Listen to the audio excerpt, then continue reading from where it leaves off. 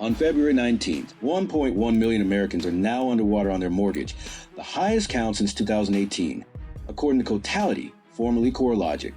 The Mortgage Bankers Association just reported FHA serious delinquency surged 212 basis points in a single year, with FHA foreclosure inventory now at its highest level since 2018. This is Phase 3 of the largest mortgage collapse in U.S. history. The forced selling that began in Phase 2 is now showing up clearly in the data, and what's underneath the headline numbers is worse than the numbers themselves. Three things matter here. First, the 5 cities where Phase 3 has already started, and the exact math on a 2022 Cape Coral FHA buyer, now $39,000 underwater. Second, evidence that negative equity at the entry level was effectively engineered, specifically by 2 of the largest public home builders in America through their own captive mortgage subsidiaries. Third, why the Federal Reserve's next rate cut won't save the people stuck underwater. It'll make their situation worse. The MBA's Q1 2026 National Delinquency Survey, released May 14th, shows FHA's serious delinquency rose 212 basis points year over year. The conventional rate dropped 1 basis point. The VA rate ticked up just 10. FHA, the government-insured loans used by first-time buyers and lower-income families, is now carrying almost all of the new mortgage distress in America. ICE mortgage technology data shows FHA borrowers drove more than 80% of the rise in seriously delinquent loans over the past year, and FHA foreclosure inventory just hit its highest level since Q4 2018. Strip out the pandemic spike, and the FHA serious delinquency rate is now at levels not seen since 2011, 2012, the bottom of the last housing crash. This isn't approaching 2008 era stress at the entry level of the market. It's already there. Adam Data Solutions' April foreclosure numbers show filings up 18% year over year, starts up 12%, and bank repossessions, completed foreclosures where the lender took the keys, up 42%. The foreclosure machine that idled for 5 years just turned back on, and it turned on at the entry level first. ICE's February 2026 Mortgage Monitor identifies 8 metros where more than 1 in 20 mortgages is underwater. The top 5, the epicenter Phase 3, are Lakeland, Florida, Cape Coral, Florida, Austin, Texas, San Antonio, Texas, and Jacksonville, Florida. Here's what those percentages mean for an actual 2022 Cape Coral Peak buyer using an FHA loan, the financing most first-time Florida buyers relied on. Purchase price for $105,000 with 3.5% down. Loan balance starts around $398,000 once the upfront mortgage insurance premium is added, at a standard 5.75% FHA rate for that vintage. 3.5 years later, Cape Coral home prices are down 15.3% from peak per ICE data, putting the home's value around $343,000. FHA loans amortize slowly, so the balance is still roughly $382,000. That's $39,000 underwater, a 111% loan-to-value ratio. The owner can't sell without bringing cash to closing.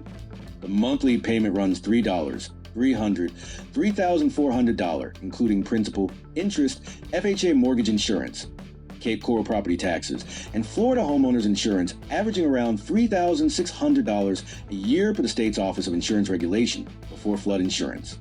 It gets worse at the vintage level. ICE data shows roughly 70% of 2023 and 2024 vintage FHA loans in Cape Coral are underwater right now. In Austin, 65% of 2022 vintage FHA loans are underwater. This isn't an isolated story. It's a vintage-wide problem. 2 out of every 3 first-time buyers who close in these markets at the peak are trapped. Phase 1 was a freeze. Phase 2 was forced selling starting in pockets. Phase 3 is when forced selling stops being individual stories and starts feeding itself. Cotality's Q4 2025 homeowner equity report calculated that a national price decline of just 5% would push an additional 372,000 homes underwater. A 10% decline pushes the number into the millions. That's the asymmetry. Underwater homeowners can't refinance, can't sell normally, and have a foreclosure rate roughly 5 to 6 times higher than borrowers with equity. A small price decline doesn't stay small. It spreads more borrowers into the distressed cohort who add inventory, who push prices down further, who pull more borrowers underwater. The conditions feeding this are already in place. Redfin reported in February 2026 there are 629,808 more sellers and buyers in the U.S. housing market, a 46.3% surplus, the largest gap on record dating back to 2013. Days on market hit 66 in February, the slowest February in a decade, and 52.2% of all listings nationally have sat for more than 60 days without a contract. The friction is already at the breaking point. And critically, this cascade doesn't require recession, rate hikes, or job loss event to trigger. It just needs the existing distressed cohort to start liquidating. That's already happening in the cities named above. Breaking down negative equity by lender reveals the picture isn't random.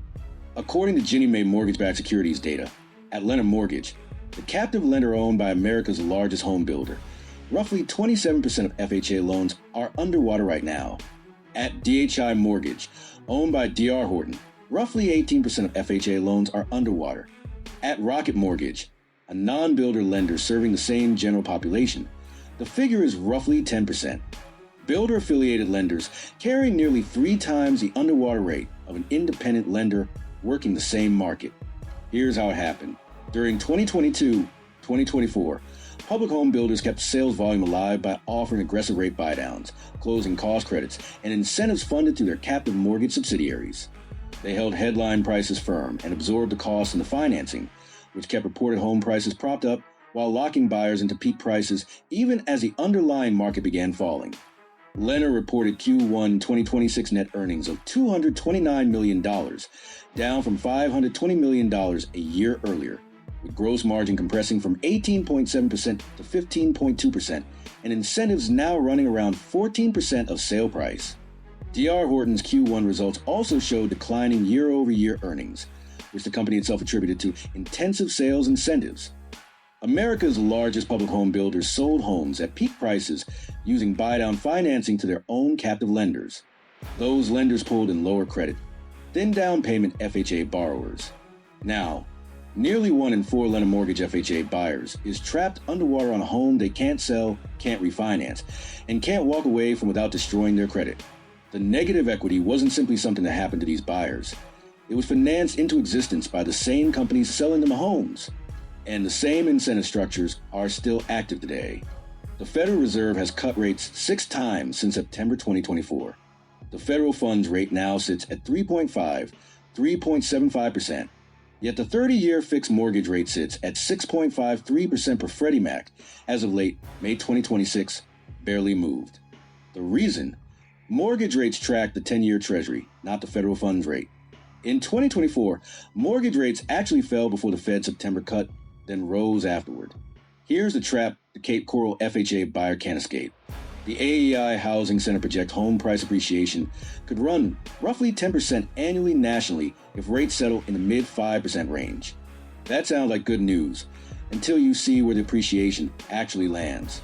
The S&P Cotality Case-Shiller Index for March 2026 shows Chicago up 6.1% year over year, New York up 4%, Cleveland up 3%. Meanwhile, Austin sits at negative 6.9%, the worst metro in the country. Every one of the 30 metros currently in year-over-year decline is in the South or West. A Fed rate cut pushes mortgage demand back into the markets that never broke: Chicago, New York, Cleveland, the Northeast, and Midwest. It does almost nothing for the distressed FHA buyer in Cape Coral or Austin because those markets have a supply problem, not a demand problem. The cut reinflates equity in the saved markets, while trapped buyers in distressed metros watch everyone else get richer, unable to move. This is the engineered collapse completing itself. The same buyers sold peak prices at the entry level are now watching recovery they can't participate in. Phase 3 isn't just a cascade. It's a 2-tier America being built in real time. If you own a home in Lakeland, Cape Coral, Austin, San Antonio, Jacksonville, Tampa, Phoenix, or any other metro currently in year-over-year decline, and need to sell within the next 18 months, price aggressively now. Sellers in Austin who waited have already lost 27.8% since the 2022 peak. Every month of delay produces a lower number. If you're a buyer being offered a new construction home with a builder rate buy down through a captive lender, walk away, or negotiate the price down by the value of the incentive and finance independently through an outside lender. If you own in a market still appreciating, Chicago, New York, Cleveland, the broader Northeast and Midwest, don't get comfortable. Your equity is real today, but the same forces of peak pricing, loan vintage, and captive lender behavior built Phase 3 in the Sun Belt, when affordability breaks in your market, and eventually it will the same playbook activates. If you're sitting on cash waiting for opportunity, start watching distressed metros for inventory from lender mortgage and DHI mortgage borrowers forced into short sales. That's where the real discounts are coming over the next 12 to 24 months. It's already starting.